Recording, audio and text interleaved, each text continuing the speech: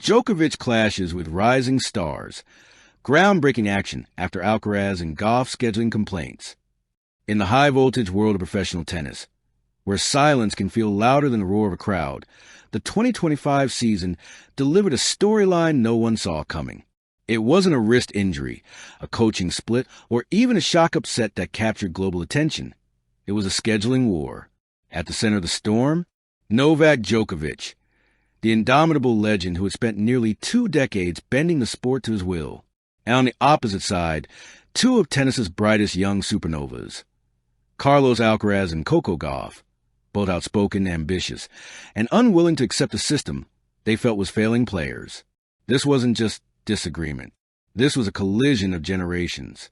A 37-year-old icon, two rising stars, and a tennis establishment already trembling under pressure. The perfect recipe for a revolution, a tournament in chaos. The spark flickered to life at the 2025 Sunshine Masters, when, after winning a gritty 3-setter under brutal midday heat, Carlos Alcaraz walked into the press room with exhaustion still plastered on his face. He didn't smile. He didn't shrug it off like he usually did. Instead, he calmly said, "We shouldn't be finishing matches at 1 a.m. and then playing again 16 hours later. It's not sustainable. Something has to change." The room froze. Alcaraz rarely complained. When he spoke, he meant every word. Hours later, Coco Gauff echoed him. After a rain-delayed quarterfinal that pushed her match past midnight, she released a statement. "Players aren't robots. Fans deserve better, and so do we." Her message exploded across social media, especially because she had become the voice of her generation. Confident, eloquent, and unafraid. Suddenly, the issue that had simmered for years was boiling. And then Djokovic spoke, but not in agreement. Djokovic's unexpected stand.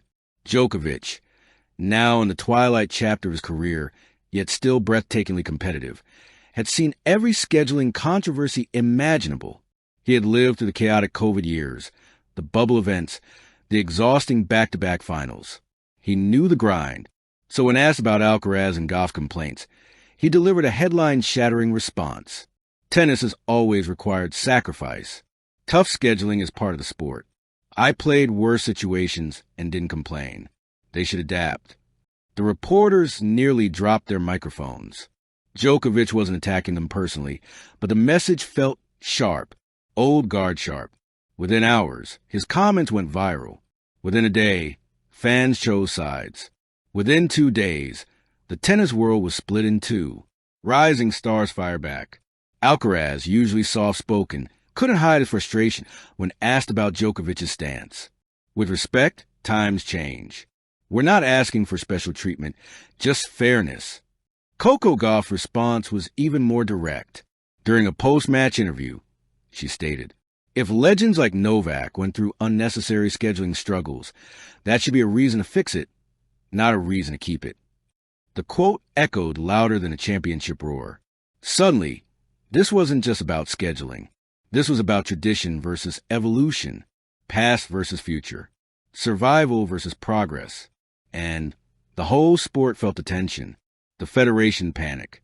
Behind the scenes, tennis organizations were spiraling. Tournament directors, TV networks, and the WTA and ADP boards held frantic late-night calls. The sport was already dealing with declining late-night ratings, concerns about player exhaustion, and pressure from fans demanding a more modern format. Now, with 3 of the game's biggest stars publicly clashing, the crisis became impossible to ignore. Sponsors worried. Media was relentless. Players privately whispered their own frustrations. A breaking point was coming, and it came faster than expected. The meeting that changed everything. In Miami, a private emergency summit was arranged. Djokovic, Alcaraz, Gauff, representatives from both tours, a handful of coaches and medical staff. The room was tense, historically tense. According to sources, Djokovic entered calm but firm. Alcaraz looked determined. Gauff came prepared with printed reports and examples of harmful scheduling from the past 2 seasons. For over 3 hours, the arguments flew. Djokovic insisted that tennis's grueling structure was part of its heritage, built on endurance and resilience. Gauff countered with data on player injuries, declining fan engagement in late matches, and mental strain caused by unpredictable scheduling. Alcaraz added personal experiences, fatigue, stress, and bizarre recovery windows. And then it happened, a breakthrough. After listening silently for a long stretch, Djokovic leaned forward and said something no one expected. If we're going to change the sport, then let's change it properly and with evidence, not just emotions. The tone shifted. The temperature in the room dropped from confrontational to constructive. By the end of the meeting, the three superstars, two young, one legendary, found themselves on the same side. Djokovic takes a stand. Again, but different. What happened next shocked the world. The same Djokovic who had publicly brushed aside the complaints now held a special press conference. With Alcaraz and Gauff standing behind him, he announced, "We are forming a joint player committee to redesign scheduling standards across ATP and WTA events. This isn't about comfort. It's about longevity, fairness, and protecting the sport's future." Reporters erupted. Cameras flashed. Social media imploded. It wasn't just that Djokovic agreed with them. It was how he did it. Publicly, boldly. The aftermath, a new era begins. By mid-2025, the first tournaments under the new scheduling guidelines began. Crowds were larger. Matches were more evenly spread. Players looked fresher. TV ratings even improved as consistency replaced chaos.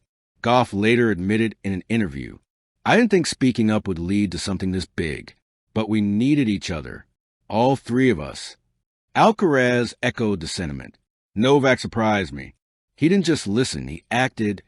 And Djokovic, asked what made him change his stance, said, "I've always fought for tennis. This was just a new way of fighting." It was a rare moment of unity, a rare moment of generational harmony, a legacy moment, legacy secured. For Djokovic, who already had mountains of achievements, this controversy unexpectedly added a new chapter, a leadership chapter. For Alcaraz, it showed he was not only a prodigy but a voice for his generation. For Gauff, it was further proof that she had become a global cultural figure, transcending the sport. And for tennis, it marked the turning point where the sport realized it could no longer rely on old traditions alone. The athletes had officially taken control of their future. Epilogue, the sport that almost broke, and the stars who saved it. In the years to come, writers would describe the 2025 scheduling clash as one of the most important moments in tennis history. Because it wasn't just about late matches. It wasn't just about fatigue. And it certainly wasn't about ego. It was about evolution. Three champions stood on different sides for a moment, but ultimately came together to change their sport forever. Djokovic brought experience. Alcaraz brought courage. Gauff brought clarity. Together, they brought transformation.